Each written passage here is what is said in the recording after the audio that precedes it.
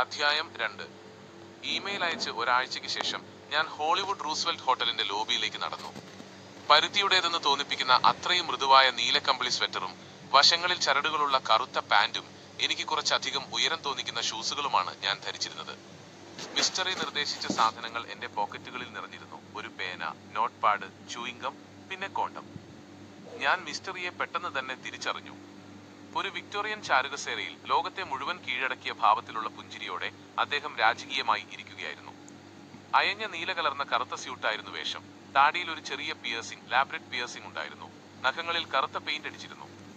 അദ്ദേഹം വലിയ സുന്ദരനൊന്നുമല്ലായിരുന്നു, പക്ഷേ ആകർഷണീയമായ വ്യക്തിത്വമായിരുന്നു. ഉയരം കൂടിയ മെലിഞ്ഞ ശരീരം, ചെസ്നട്ട് നിറത്തിലുള്ള മുടി, വിളറിയ ചർമ്മം. ഒരു വാമ്പയർ കടിച്ചു മാറ്റിയ പരിവർത്തനത്തിന്റെ ഘട്ടത്തിലുള്ള ഒരു കമ്പ്യൂട്ടർ ഗീക്കിനെ പോലെ അദ്ദേഹം തോന്നിപ്പിച്ചു. അദ്ദേഹത്തിന്റെ അടുത്ത് മിസ്റ്ററിയുടെ സഹായിയായ സൈൻ ഉണ്ടായിരുന്നു. ഇടുങ്ങിയ കറുത്ത ഷർട്ട് ധരിച്ച അദ്ദേഹത്തിന്റെ മുടി കറുപ്പിച്ച് പിന്നിലേക്ക് ഒതുക്കി വെച്ചിരുന്നു.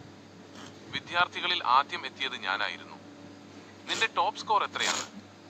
ഞാൻ ഇരുന്നപ്പോൾ സിൻ അടുത്തു വന്ന് ചോദിച്ചു. എനിക്ക് ഈ കളിയിലെ തന്ത്രങ്ങൾ, ഗെയിം അറിയാമോ എന്ന് അവർ പരിശോധിക്കുകയായിരുന്നു. എന്റെ ടോപ്പ് സ്കോറോ? അതെ. നീ എത്ര പെൺകുട്ടികളുമായി അടുത്തിട്ടുണ്ട്? ഏകദേശം 7 പേരോളം, ഞാൻ പറഞ്ഞു. ഏകദേശം 7ഓ? സിൻ വിട്ടില്ല. 6, ഞാൻ സത്യം സമ്മതിച്ചു. സിൻ, നിന്റെ സ്കോർ 60കളിലും മിസ്റ്ററിയുടേത് 100കളിലുമായിരുന്നു. ഞാൻ അവരെ അത്ഭുതത്തോടെ നോക്കി. മാസങ്ങളായി ഞാൻ ഓൺലൈനിൽ പിന്തുടരുന്ന വീരസാഹസികരായ പിക്കപ്പ് ആർട്ടിസ്റ്റുകളാണിവർ. അവർ മറ്റൊരു വിഭാഗം മനുഷ്യരാണെന്ന് എനിക്ക് തോന്നി.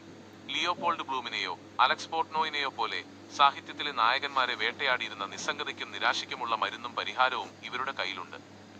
മറ്റു വിദ്യാർത്ഥികൾക്കായി കാത്തിരിക്കുമ്പോൾ മിസ്റ്ററി ഫോട്ടോകൾ നിറഞ്ഞ ഒരു കവർ എന്റെ മടിയിലേക്ക് എറിഞ്ഞു.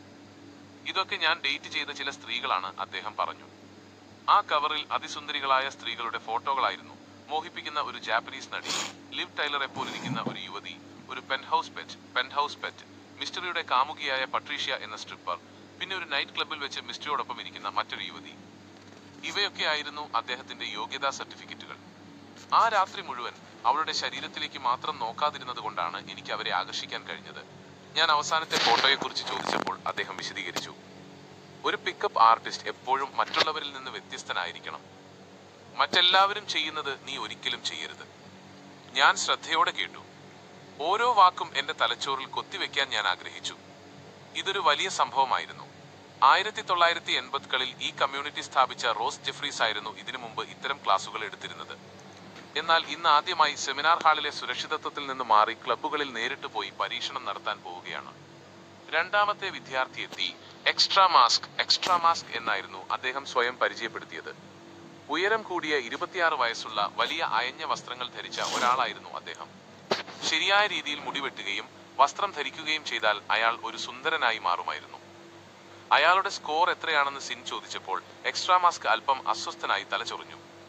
പെൺകുട്ടികളുമായി എനിക്ക് അറിവൊന്നുമില്ല, അദ്ദേഹം വിശദീകരിച്ചു. ഞാൻ ഇതുവരെ ഒരു പെൺകുട്ടിയെ ഉമ്മ വെച്ചിട്ട് പോലുമില്ല. നീ തമാശ പറയുകയാണോ? സിൻ ചോദിച്ചു. ഞാൻ ഇതുവരെ ഒരു പെൺകുട്ടിയുടെ കൈ പോലും പിടിച്ചിട്ടില്ല. കടുത്ത കത്തോലിക്ക വിശ്വാസികളായ മാതാപിതാക്കളുടെ കീഴിലാണ് ഞാൻ വളർന്നത്. അതിനാൽ പെൺകുട്ടികളുടെ കാര്യത്തിൽ എനിക്ക് എപ്പോഴും കുറ്റബോധമായിരുന്നു. പക്ഷേ എനിക്ക് 3 കാമുകിമാരുണ്ടായിരുന്നു. ആരും ചോദിക്കാതെ തന്നെ അദ്ദേഹം തന്റെ പ്രണയകഥകൾ പറയാൻ തുടങ്ങി. 7 ദിവസം മാത്രം നീണ്ടുനിന്ന മിറ്റ്സലിനൊപ്പമുള്ള ബന്ധം, 2 ദിവസത്തിനു ശേഷം അവൾക്ക് തെറ്റുപറ്റിയെന്ന് പറഞ്ഞ് പിരിഞ്ഞ ക്ലെയർ എന്നിവരെ കുറിച്ച് അദ്ദേഹം പറഞ്ഞു. പിന്നെ കരോലിന, എന്റെ പ്രിയപ്പെട്ട കരോലിന, സ്വപ്നലോകത്തെന്ന പോലെ അദ്ദേഹം ചിരിച്ചു. ഞങ്ങൾ ഒരു ദിവസം പ്രണയിച്ചു. അടുത്ത ദിവസം ഉച്ചയ്ക്ക് അവൾ വരുന്നത് കണ്ട് ഞാൻ സന്തോഷിച്ചു. പക്ഷേ അടുത്തു വന്നപ്പോൾ അവൾ ഉറക്കെ വിളിച്ചു പറഞ്ഞു, ഞാൻ നിന്നെ ഒഴിവാക്കുന്നു, ഐ എം ഡംപിങ് യു.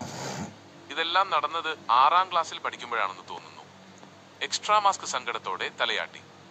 അദ്ദേഹം തമാശ പറയുകയാണോ അതോ കാര്യമായി പറയുകയാണോ എന്ന് മനസ്സിലാക്കാൻ പ്രയാസമായിരുന്നു. അടുത്തതായി വന്നത് ഓസ്ട്രേലിയയിൽ നിന്ന് വിമാനം കയറി വന്ന 40-കാരനായ ഒരു വ്യക്തിയായിരുന്നു. $10,000 റോളക്സ് വാച്ചും ആകർഷകമായ സംസാരശൈലിയും ഉണ്ടെങ്കിലും അദ്ദേഹം ധരിച്ചിരുന്ന സ്വെറ്റർ വളരെ വിചിത്രമായിരുന്നു. പണവും ആത്മവിശ്വാസവും അയാളിൽ നിഴലിച്ചിരുന്നു. എന്നാൽ തന്റെ സ്കോർ 5 ആണെന്ന് പറഞ്ഞ നിമിഷം അയാളുടെ ആത്മവിശ്വാസം ചോർന്നുപോയി. കൈകൾ വിറച്ചു. ആരെയും നോക്കാൻ അയാൾക്ക് കഴിഞ്ഞില്ല. അയാളുടെ സ്വെറ്റർ പോലെ തന്നെ അയാളുടെ വ്യക്തിത്വവും ഒരു പൊരുത്തക്കേടായി തോന്നി. അദ്ദേഹത്തിന് മിസ്റ്ററി സ്വെറ്റർ എന്ന് പേരിട്ടു. ഞങ്ങൾ 3 പേരായിരുന്നു ആ വർക്ക്ഷോപ്പിലെ വിദ്യാർത്ഥികൾ. ശരി, നമുക്ക് ഒരുപാട് കാര്യങ്ങൾ സംസാരിക്കാനുണ്ട്, മിസ്റ്ററി കൈയടിച്ചു പറഞ്ഞു. ഹോട്ടലിലെ മറ്റുള്ളവർ കേൾക്കാത്ത വിധം അദ്ദേഹം അടുത്തു വന്നു. നിങ്ങളെ ഈ ഗെയിമിലേക്ക് എത്തിക്കുക എന്നതാണ് എന്റെ ജോലി, അദ്ദേഹം ഓരോരുത്തരുടെയും കണ്ണുകളിലേക്ക് നോക്കി പറഞ്ഞു. എന്റെ തലയിലുള്ളത് നിങ്ങളുടെ തലയിലേക്ക് മാറ്റണം. ഇന്നത്തെ രാത്രിയെ ഒരു വീഡിയോ ഗെയിമായി കാണുക. ഇത് യാഥാർത്ഥ്യമല്ല. നിങ്ങൾ ഓരോ തവണ ഒരാളെ സമീപിക്കുമ്പോഴും ഈ ഗെയിം കളിക്കുകയാണ്. എന്റെ ഹൃദയം വേഗത്തിൽ മിടിക്കാൻ തുടങ്ങി. എനിക്ക് പരിചയമില്ലാത്ത ഒരു സ്ത്രീയോട് സംസാരം തുടങ്ങുക എന്നത് എന്നെ ഭയപ്പെടുത്തി. ബഞ്ചി ജമ്പിങ്ങിനേക്കാൾ പ്രയാസകരമായി എനിക്കിത് തോന്നി. നിങ്ങളുടെ വികാരങ്ങൾ നിങ്ങളെ ചതിക്കാൻ ശ്രമിക്കും, മിസ്റ്ററി തുടർന്നു. അവ നിങ്ങളെ ആശയക്കുഴപ്പത്തിലാക്കും. അതിനാൽ വികാരങ്ങളെ വിശ്വസിക്കരുത്. നിങ്ങൾക്ക് നാണം തോന്നും, പരിഭ്രമം തോന്നും, പക്ഷെ അത് ഷൂസിനുള്ളിലെ ഒരു ചെറിയ കല്ല് പോലെ കരുതി അവഗണിക്കുക. അത് ഗൗനിക്കരുത്. എക്സ്ട്രാ മാസ്കും സ്വെറ്ററും എന്നെപ്പോലെ തന്നെ പേടിച്ചിട്ടുണ്ടെന്ന് എനിക്ക് മനസ്സിലായി. 4 ദിവസത്തിനുള്ളിൽ വിജയിക്കാനുള്ള വഴികൾ ഞാൻ നിങ്ങളെ പഠിപ്പിക്കും, മിസ്റ്ററി പറഞ്ഞു. വിജയിക്കാൻ പഠിക്കുന്നതിന് മുമ്പ് തോൽക്കാൻ തയ്യാറെടുക്കുക. അദ്ദേഹം തന്റെ കഥ പറയാൻ തുടങ്ങി. ആന്റണി റോബിൻസിനെ പോലെയുള്ള മോട്ടിവേഷണൽ സ്പീക്കറുകളെ മാതൃകയാക്കിയാണ് അദ്ദേഹം സംസാരിക്കുന്നത്. തന്റെ 11ാം വയസ്സിൽ ഒരു മാന്ത്രിക വിദ്യയുടെ രഹസ്യം പഠിച്ചെടുത്ത കാലം മുതൽ മിസ്റ്ററിയുടെ ലക്ഷ്യം ഡേവിഡ് കോപ്പർഫീൽഡിനെ പോലെ ഒരു പ്രശസ്ത മാന്ത്രികനാവുക എന്നതായിരുന്നു. ആ പരിശ്രമത്തിനിടയിൽ അദ്ദേഹത്തിന്റെ സാമൂഹിക ജീവിതം തകർന്നു. 21 വയസ്സായിട്ടും പെൺകുട്ടികളുമായി അടുത്തിട്ടില്ലാത്ത അദ്ദേഹം അതിനൊരു മാറ്റം വരുത്താൻ തീരുമാനിച്ചു. ലോകത്തിലെ ഏറ്റവും വലിയ രഹസ്യങ്ങളിലൊന്ന് സ്ത്രീകളുടെ മനസ്സാണ്, അദ്ദേഹം ഗമയിൽ പറഞ്ഞു.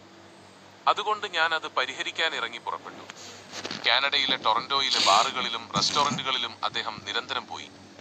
അന്ന് ഇങ്ങനെയുള്ള കമ്മ്യൂണിറ്റികളൊന്നും ഇല്ലാത്തതിനാൽ സ്വന്തം നിലയ്ക്ക് അദ്ദേഹം കാര്യങ്ങൾ പഠിച്ചെടുത്തു.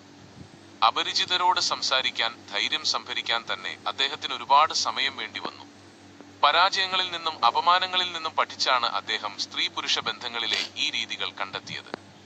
ഇത് കണ്ടെത്താൻ എനിക്ക് 10 വർഷം വേണ്ടി വന്നു, അദ്ദേഹം പറഞ്ഞു. ഇതിന്റെ അടിസ്ഥാന രീതി FMAC find, meet, attract, close എന്നതാണ്. ഈ ഗെയിം ഒരു കൃത്യമായ പാത പിന്തുടരുന്നതാണ്. തുടർന്ന് അദ്ദേഹം ഗ്രൂപ്പ് തിയറിയെക്കുറിച്ച് വിശദീകരിച്ചു. ഒറ്റയ്ക്ക് നിൽക്കുന്ന പെൺകുട്ടിയുടെ അടുത്തേക്ക് നിങ്ങൾ പോകരുത്. സുന്ദരികളായ സ്ത്രീകൾ ഒരിക്കലും ഒറ്റയ്ക്കുണ്ടാകില്ല.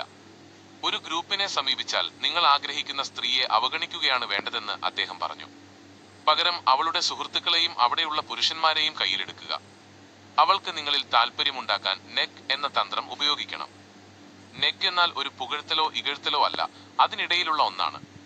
ഉദാഹരണത്തിന്, അവളുടെ പല്ലിൽ ലിപ്സ്റ്റിക് ഇരിക്കുന്നുണ്ടെന്ന് പറയുകയോ അല്ലെങ്കിൽ സംസാരിച്ചു കഴിഞ്ഞ ഉടനെ ഒരു ച്യൂയിംഗം നൽകുകയോ ചെയ്യുക.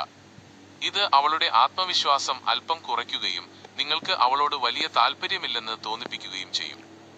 എനിക്കിഷ്ടപ്പെടാത്ത പെൺകുട്ടികളെ ഞാൻ അകറ്റാറില്ല, പുരുഷന്മാരെയും അകറ്റാറില്ല. എനിക്ക് താല്പര്യമുള്ള പെൺകുട്ടിയെ മാത്രമേ ഞാൻ അകറ്റാറുള്ളൂ, മിസ്റ്ററി പഠിപ്പിച്ചു.